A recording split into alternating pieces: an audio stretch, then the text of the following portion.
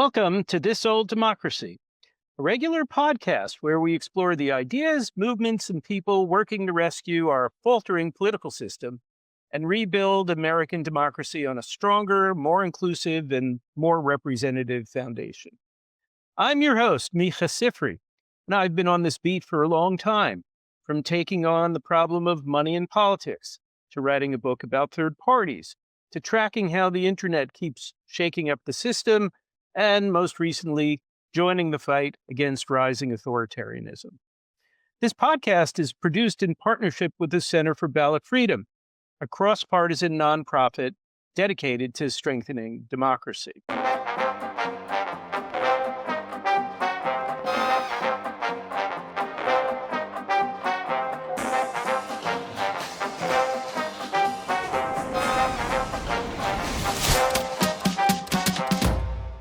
Today, I'm talking with Tom Rogers, the executive chairman of ClayGrid, the cloud AI grid company. He's also an editor at large for Newsweek and the founder of CNBC. Most important for our purposes here, he's a member of the American Bar Association's Task Force for Democracy, which just issued a major report on the challenges we face and offered some ideas for solutions. As I mentioned, Tom writes often for Newsweek, and you may also be familiar with him from his frequent appearances on cable TV shows like Morning Joe to discuss the state of politics in America. Tom, welcome to This Old Democracy. Glad to be on a young podcast discussing old democracy. Nicely put. Before we dive in on the task force's report, Tom, I would just love to hear a little bit about how you came to be engaged in this whole topic. You've been very successful in the world of business, I understand. Now, what exactly is driving your engagement here? Well, I worked on Capitol Hill as a young lawyer after doing a stint on Wall Street, writing the cable television laws, coming up with a federal regulatory framework for cable television, which didn't exist before. And the driving policy there was, how do we expand diversity of viewpoints in the United States beyond having three relatively homogeneous network news shows that was constituting electronic media at that point? And so I've always had this interest in how to create a robust marketplace of ideas. And in my mind, that underpins our whole notions of American democracy. And then being fortunate enough to come into the business world, starting CNBC and then starting MSNBC, being able to merge in some ways the notion of where how the business world might be covered and how the political world might be covered. I've obviously gone way beyond those elements in terms of media companies I've run and overseen, but that's kind of the foundation for my interests here. Wow. Okay. Well, we're going to come back to that because now that I know that, I understand inevitably, if you want more viewpoints, then we actually have to do something about opening up our political system beyond just the two parties that dominate it now. But let's get back to the main topic at hand, which is the ABA task force on American democracy. Why don't you start out by just telling us what this is? My understanding is that this is a big project that was in the works for a couple of years and just came to fruition. Well, the American Bar Association Task Force on Democracy was really a um, huge new undertaking by the ABA, which obviously represents the interests of lawyers in the United States. And the at that point, American Bar Association President Mary Smith, I think, in a very brave and courageous move, decided that the ABA should play a leading role Mm. in trying to strengthen our democracy, and appointed as chairman of these efforts a leading light on the more center left side of things, Jeh Johnson, former Homeland Security Secretary under Mm. President Obama, and a leading lawyer in the private sector at Paul Weiss. And he was paired with Judge Michael Luttig, a former uh, conservative Court of Appeals judge who played a leading role in the 2020 presidential election. And put together on a bipartisan basis, the task force really looked at our election system, the role of lawyers, the role of civic education, the degree to which we had become polarized as a country, and came up with a number of recommendations to deal with how we better how we improve our democracy through a number of reforms. Not everybody on the task force agreed with every recommendation, but everybody agreed that we were at a critical time in terms Mm. of facing a crisis in our democracy, and it was time for reforms put forward by an ABA group to try to improve the state of American democracy. Yeah. Well, I think it's at this point, just about everybody agrees that we are at a crisis point. Just how severe remains to be seen, as the next elections play out, no doubt. Um, well, what were the main suggestions that the task force makes in terms of addressing the roots of what's ailing us? Well, there were a number of recommendations. Um, there were two areas that I was particularly focused on. One I think we'll talk Hmm. about in a minute, but the other was I was outraged at Hmm. the extent to which lawyers were the cause of an awful lot of um, issues in our democracy that Hmm. were uh, would not become issues, but for lawyers who I did not feel were living up to their oaths. We had all kinds of frivolous lawsuits, all kinds of efforts to undermine the election process, lawsuits filed throughout the country coming out of the 2020 election, trying to really undermine not only the outcome, but to undermine public perception of our democracy and how elections are Hmm. conducted. And Hmm. fortunately, the courts were able to deal with those issues and combat them. But it was really a concerted effort by a lot of highly partisan lawyers who decided that they could engage in that kind of frivolous litigation without consequence. And I thought the ABA could play a major role in trying to get state and local bar entities to take some kind of action to warn, and if warning wasn't sufficient, discipline this Hmm. kind of behavior. Now, some of that on a limited basis took place after 2020 with some high profile disciplinary actions and disbarment. But really, I thought it made the case all that bigger that the ABA needed a role here. And let me just say, to make clear, I speak for myself here. I'm not speaking for the American Sure. Bar Association or the task force or Secretary Johnson or Judge Luttig. And all the members of the task force have personal views here, but that one was highly motivating for me. Yeah. And the do you think the task force, I mean, there's this cliche, that the task forces are where good ideas are sent to die, or they just molder on a back shelf. Uh, what kind of impact do you think it can have? I mean, ABA is a big mainstream organization. If it says democracy is in danger and we've got to look at systemic changes to fix it, do you think it is having an impact? Well, I think it's impactful that the American Bar Association went out with a task force report that was as clear on recommendations as it was.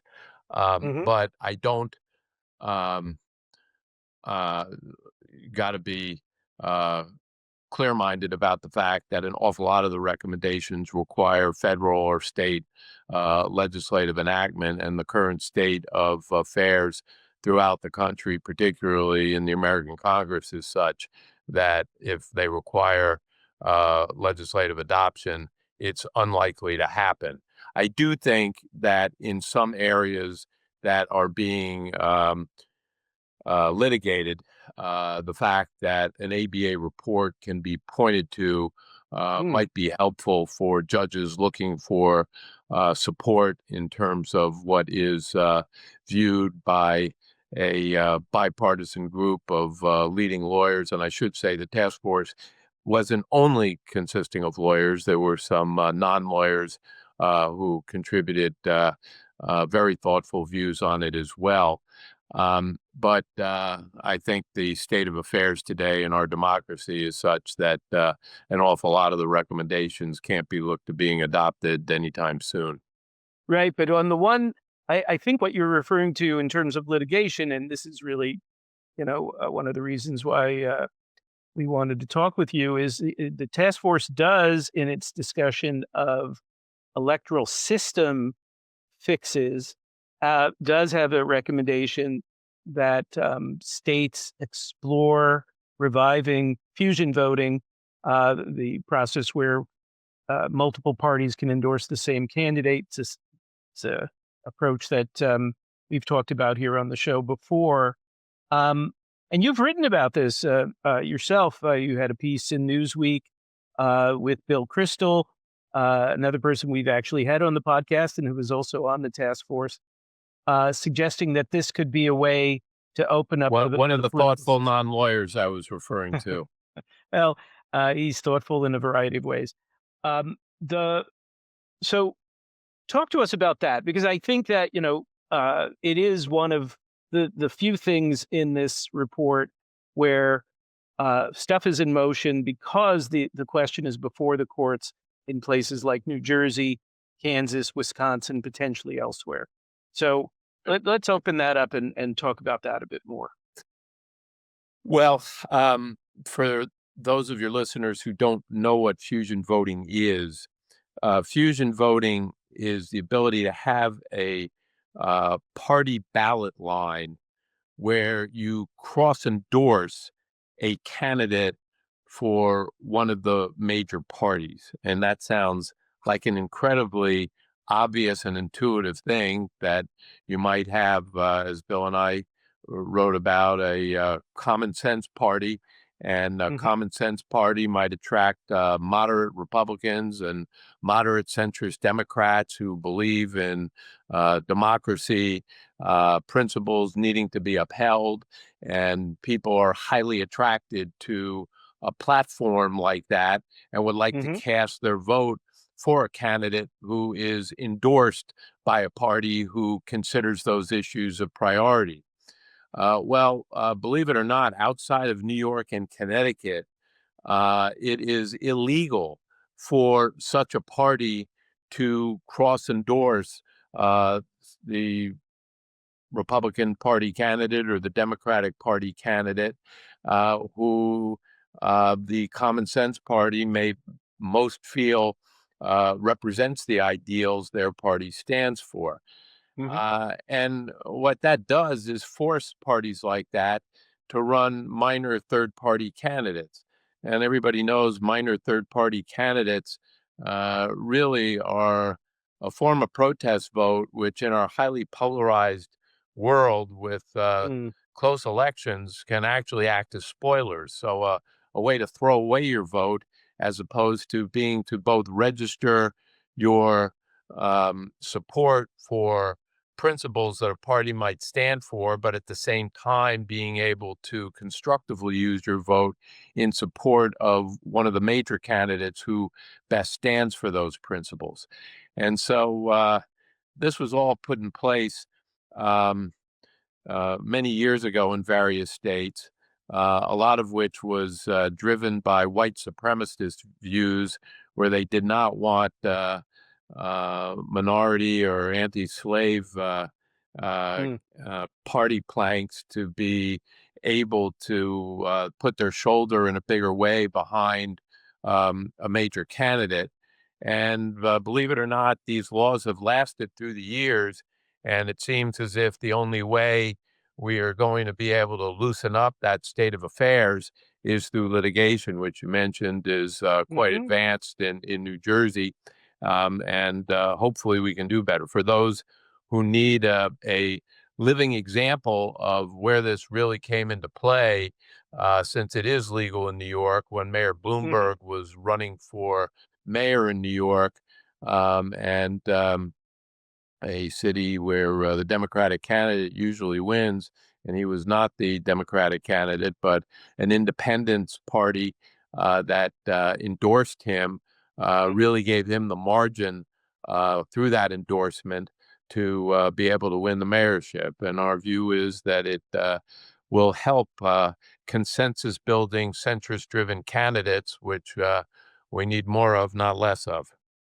Yeah, and I mean, to go back to what you said, at the beginning about your own background in media law and issues of concentration of media power.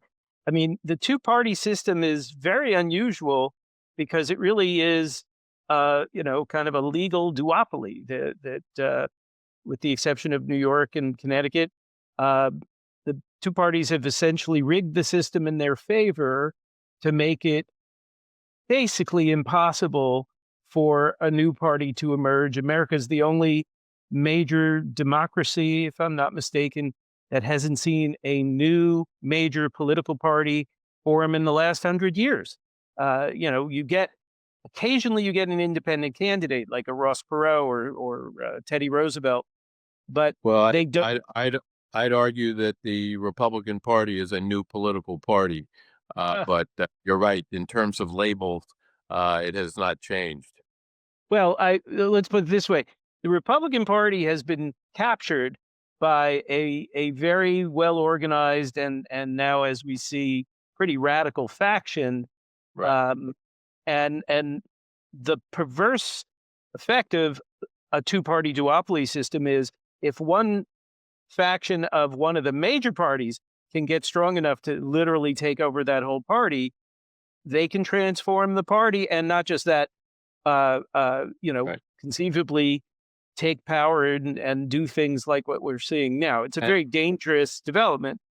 I and that was believe. another major focus of the ABA Hmm. task force report, the Hmm. combination of gerrymandering and closed primaries, which really worked to um, nominate um, extremist candidates with Hmm. very little voter turnout and participation, which one allowed for that capture, but allows for the reinforcement of it in a way that it is very, very tough, as we're seeing, to break through.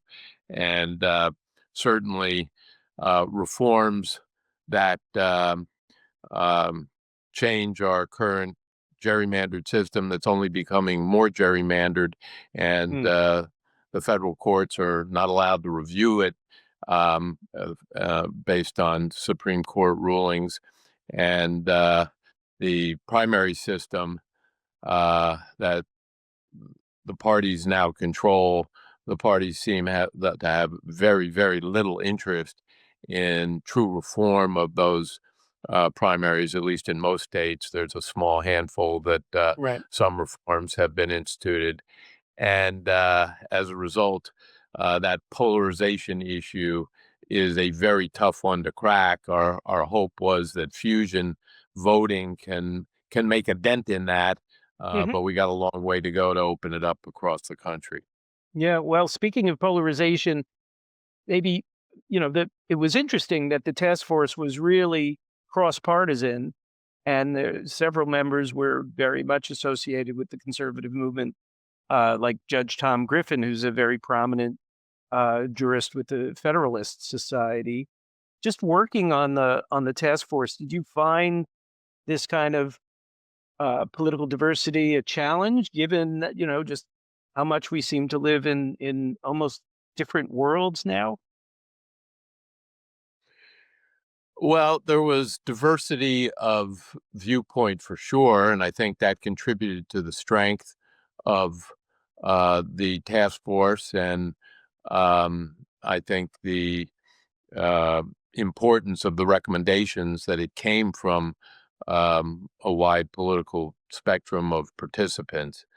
Hmm. Uh, MAGA representation, particularly uh, authoritarian MAGA uh, notions that we've seen play out over the last 8 months were not uh, represented in Yeah. the task force in any way, and I'm not. I don't know if there were reach outs to such people, but I don't think they would have wanted to participate because um, that movement is so at odds with much of what we had to recommend here. Yeah. Well, it sounds like what you had were the conservatives who care about the rule of law, and defending the institutions that strengthen our democracy, or at least promote trust Right. across political differences. It's good to hear that there's still a lot of lawyers um, devoted to that, and given how some of the big law firms, certainly at the beginning of the Trump administration, decided instead to bend the knee. So there's something going on in the legal community where the fight over what lawyers will do, and how they will um, hopefully be models for the rest of us. That fight is still What? underway. Yes, that fight is still underway, and there are, certainly pockets of interest in the media world, in the legal world, in the university world that are pushing back heavily Mm, on notions that many would argue are anti-democratic. What disappoints me greatly mm, is how little interest there seems to be on the part of the public at large on those issues. That there's nothing, no notion here of civil resistance in any meaningful way that has scale. mm, When you look at a country like Israel and notions of their whole judicial system being turned on its head by a proposal that um, Netanyahu had come up with, and 800,000 people, which is an enormous percentage of the Israeli population, hit the streets in major hmm. protest. We're not seeing anything like that, and Well, you have to you have to there's certainly pockets of resistance to certain policies, yeah. be it healthcare or any number of other issues. But when it comes to essential democratic tenets, there's not the kind of civil resistance that I would have thought if if um, the country had developed along these lines that we would have seen. Mm. Well, I this remains to be seen. I mean, I certainly we've seen as more and more people seem to be showing up, as the National Guard shows up in their cities, and there's a lot of pushback. Certainly, a lot of lawsuits that still have to be resolved over a whole bunch of things that the president and his administration have been doing. And we're recording this on October 8th. Um, in the middle of October, on October 18th, there are national rallies happening all over the country, and those may well be of historic number. So remains to be seen, Tom. But as we come to a close here, um, I ask this question of everybody who we've had on the show.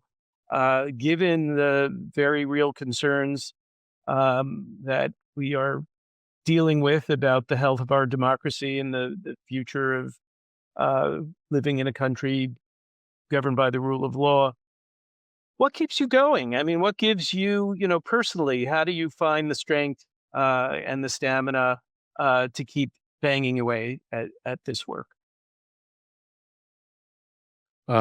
Well, um, trying to contribute insight and commentary has largely been my role. I think what you're pointing to, people who are actually organizing, trying to get some larger sense of civil resistance going, are the people who you really have to look to, who are putting in enormous hours and enormous energy and really trying to Mm, mobilize an reaction here with a broader understanding of how we're threatened by, you know, uh, a force of immigration officers not identifying themselves, walking around black masks with the right to be able to pull people off the street and incarcerate them without any indication of where they're going or mm, what they've mhm, done.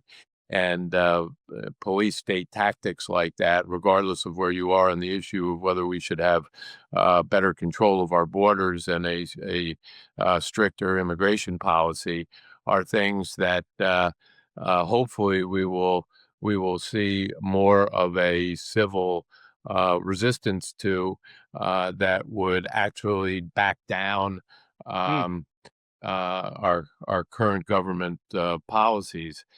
Um, I'm hopeful that that could happen, because I'm mhm. hopeful that the kind of people you're pointing to, organizing the kind of efforts, will continue to do what they do. Um, the ability to simply stand up for First Amendment rights and offer commentary and input the way I do, I wouldn't say is um, among the most noble of tasks relative to what others are doing here. Yes, but everybody does what they can, and, I don't think any one person has all the answers or all the ability, but that's the situation that we're in, and, certainly we appreciate, what you've been doing and what you continue to do. And again, thank you for making the time to talk with us here. Thanks for having me. So that's it for this episode of This Old Democracy. If you found today's conversation thought provoking, please share it with a friend, leave us a review, and subscribe on Apple Podcasts, Spotify, or wherever you get your podcasts. To learn more about our work and our partners at the Center for Ballot Freedom, visit centerforballotfreedom.org. I'm Micah Sifry, and I'll be back soon with more stories of the people and the ideas fighting to renew, repair, and rebuild this old democracy, because it's ours and it's worth saving. Thanks for listening, and stay engaged.